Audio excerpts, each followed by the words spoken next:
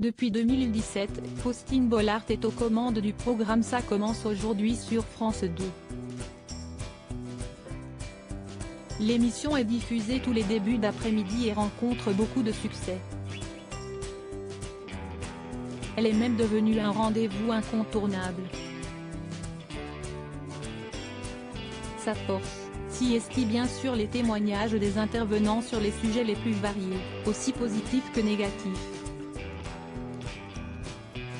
Certains peuvent alors justement déclencher de vives émotions, surtout chez Faustine Bollaert qui les reçoit directement. Et si elle fait toujours en sorte de scène protégée, il n'est pas rare qu'elle ressorte bouleversée de ses tournages. Ce fut d'ailleurs le cas tout récemment, lorsqu'elle accueillait Elodie, qui venait témoigner du suicide de son mari.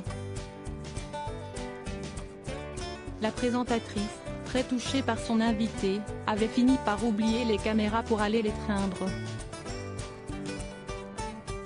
Et jeudi 30 mars, Faustine Bollaert s'est vraisemblablement encore une fois retrouvée face à une histoire personnelle des plus poignantes. En story Instagram, la femme de l'écrivain Maxime Chatham explique n'avoir même jamais été dans cet état. Une des journées de tournage les plus intenses depuis le lancement de Ça commence aujourd'hui. Je vais avoir du mal à trouver le sommeil, a-t-elle écrit pour commenter une image d'elle en train d'enlacer très fort son invité. Faustine Bollaert n'a pas précisé le thème de nouveau tournage qui l'a tant secoué car il n'a pas encore été diffusé à la télé. Il faudra donc encore se montrer patient.